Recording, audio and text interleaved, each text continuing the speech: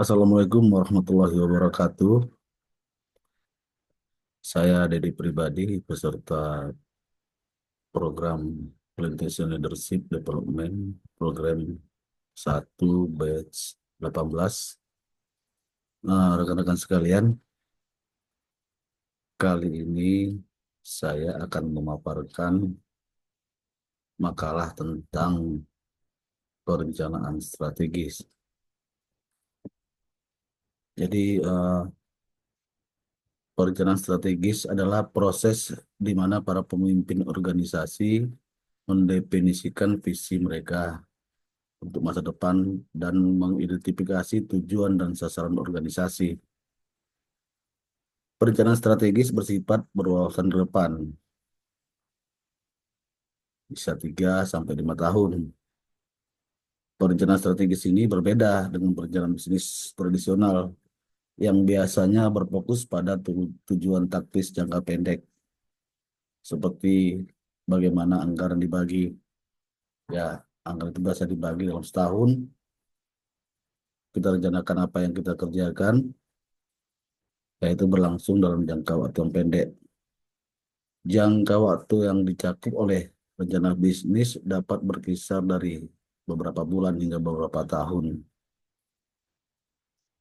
Manfaat perencanaan strategis ini adalah dia dapat membantu penetapan goal dan pengambilan keputusan dengan memungkinkan pemimpin organisasi memetakan cara perusahaan mewujudkan pernyataan visi dan misi organisasi dalam 3 hingga 5 tahun ke depan. Prosesnya meliputi pertama, menetapkan visi dan misi. Visi adalah merupakan gambaran tentang apa yang ingin dicapai oleh organisasi di masa depan, sedangkan misi adalah pernyataan tentang apa yang akan dilakukan oleh organisasi untuk mencapai visi tersebut. Kemudian proses kedua adalah menganalisis lingkungan bisnis.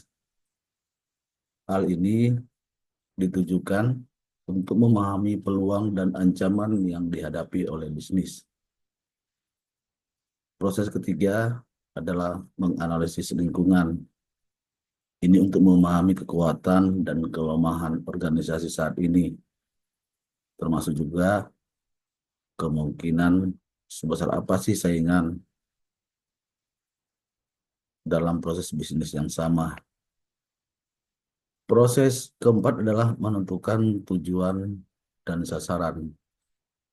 Tujuan organisasi merupakan hasil yang ingin dicapai, sedangkan sasaran organisasi adalah langkah-langkah yang diperlukan untuk mencapai tujuan tersebut.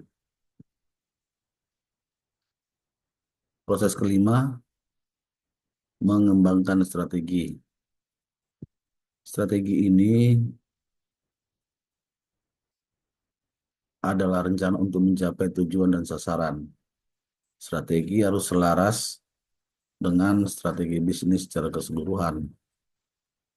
Yang keenam adalah mengimplementasikan strategi tersebut. Hal ini yang melibatkan pengembangan dan penerapan sistem informasi baru atau yang ditingkatkan. Langkah terakhir adalah mengevaluasi strategi tersebut untuk memastikan bahwa strategi yang dilaksanakan atau yang ditetapkan tersebut mencapai tujuan atau sasarannya. Waktu yang tepat untuk melakukan strategi itu kapan?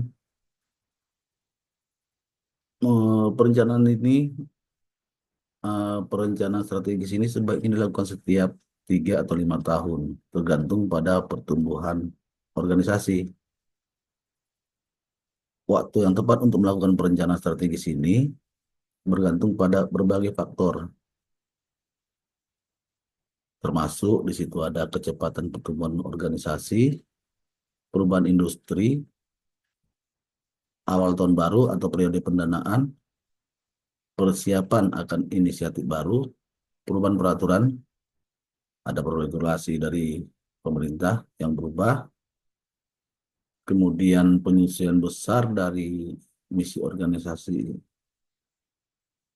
tersebut, dan keinginan untuk memasuki pasar baru. Perencanaan strategis tidak disarankan saat lingkungan ekonomi itu sedang eh,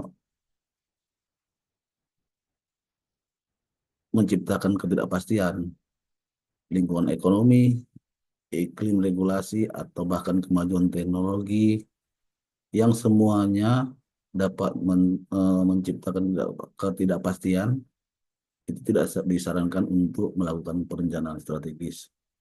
Selama masa-masa ini mungkin lebih bermanfaat untuk mengadopsi pendekatan yang fleksibel dan adaptif daripada berkomitmen pada rencana strategis jangka panjang. Akhirnya kami berkesimpulan bahwa keterbatasan sumber daya, kontrol, dan evaluasi yang buruk, kurangnya keselarasan, dan ketidakmampuan untuk beradaptasi dengan faktor eksternal yang terus berkembang, semuanya menggarisbawahi terjadinya kerumitan dalam perencanaan strategis. Terakhir, kepemimpinan dengan kekuatan untuk menginspirasi, membimbing, dan berkomitmen adalah kunci keberhasilan strategi tersebut. Demikian saja yang bisa saya sampaikan. Terima kasih atas perhatiannya. Billahi taufiq wal hidayah. Assalamualaikum warahmatullahi wabarakatuh.